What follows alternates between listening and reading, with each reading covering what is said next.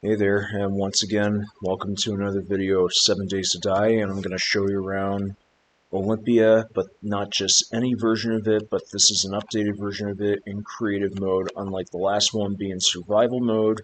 But let's take a look about the interior and as well as the exterior. But first, let's start off with the exterior.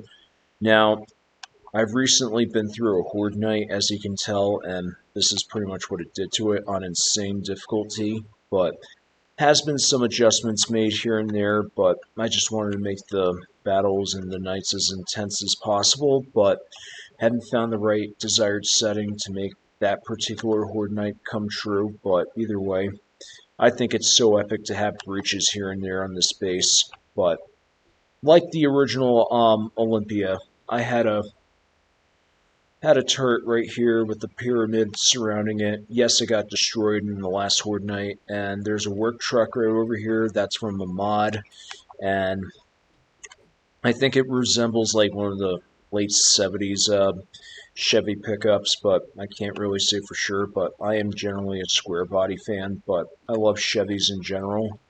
Always had good luck with them, but this is not supposed to be an automotive like type of video, but it's just something I'm into. It's just one of the things that describe me as like myself. And anyways, here we are inside, and more vehicle mods right here. This one is my favorite by far. This reminds me of the Chevy K10s, like the 1981 to 88 style square body right here, which that thing is beyond gorgeous. And that's a modern Silverado right here, the 2019 current appearance. I mean, looking at it side by side, I love this one to death. Just more personality and style. But this one is just image, I guess, for those who want to like look towards something pretty nice in the apocalypse, I guess. But anyhow, that's beside the point. Hardened chest right here, plenty of ammo stored, more guns over here for the Horde, in case we ever have a breach or we need other access to more weapons in case we ever were to encounter those situations, which isn't too uncommon to have a breach, but it happens every now and then. And we got a series of choke points throughout the base on the exterior and interior, but like these are like one of my favorite, for instance. This idea was thought up by a friend of mine, and I thought it was a pretty good idea, so I recreated it on this one, and there you have it. And of course, there's another vault door at the bottom of these stairs, and which gives me double the protection and as well as the evasion from any breach or any horde we have. AK-47 turret, even though it does not have an AK on there, it's just an SMG, just like the base games, but the only difference is the ammo and the damage type. More chests right here, plenty of mods, as you can see, 30-06, 45 ACPs, and some base game ammo, 5.56, well shit. Ammo type right here, I have no idea if that's a real ammo round or not, or if it's loosely based on it, but it's from the vanilla expansion's weapon pack. Generator bank right here, and that's powering up the turret right here, and lights over here all around it, and more choke points, and that's all there really is to it. But some days there's going to be well, someday I'm hoping that I can make some kind of like little overheaded outposts if I can be able to get it to support itself well enough that you can shoot more from the bottom with some bars for floors, but haven't quite figured that out yet, just so I can be compliant with the physics of this game. But it's a little finicky every now and then when it comes down to like what you can put on as far as like what the game can really tolerate.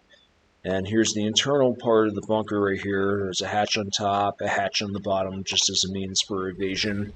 And as we go along over here, there's another section of the bunker right here. This is the first part of the base that was made just like the original base, but only that this is a creative mode type of world. But however, it's an updated version of it, and I think it's definitely improved. But there's always room for improvement, though. And however, as we go along here, More places to evade the horde. Another hatch on the bottom. I just feel like closing that for some reason. And we're going to show off some of the rooms in here. One, that's my room, and that's my friend's room. I guess, for the sake of argument, I'll show you my friend's room this time, just because there's been some pretty interesting changes here and there. And that's from a mod pack right here, the Terminator. Yeah, that's movie poster mod. 40 cal, yeah, he likes that kind of round, even though you can't find a mod for it. If you can, well, feel free to let me know if there does exist a mod about that. And just to make him happier and giving him more attention to detail, just to make it more like a room, just to give it that home-like feel. And here we got my room. My room is a little bit fancy compared to his, but no contest. But yeah, here we go. No compulsive liars allowed. Editing, best show ever. Ammo pile right here. That's just for looks. That I'm not very sure is supposed to be a Xbox One. Then that's a GameCube right here. Now it doesn't really look like them, but that's the best way I can design them. But if there's a mod about decorations, once again, let me know. And that's a PlayStation 2. I like to imagine it as close as I can make it look like one.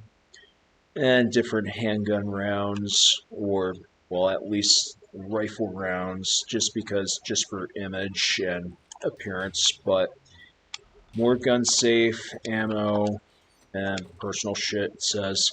I know that. Yeah, I'm a death metal head here and there. Slayer, 6 feet under. And that's Shaun of the Dead right here. And as we go along, kind of a workout area. And as we see over here, the vending machine is right here. Yes, that's accessible, but it's just only for looks. And here's my bathroom.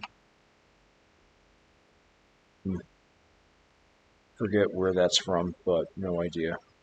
Big Lebowski, even though I don't see Jeff Bridges or John Goodman on here, but whatever.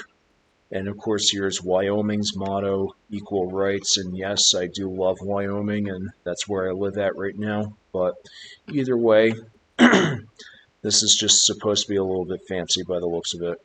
And yes, I got double the water pressure right here. And that's all there really is to...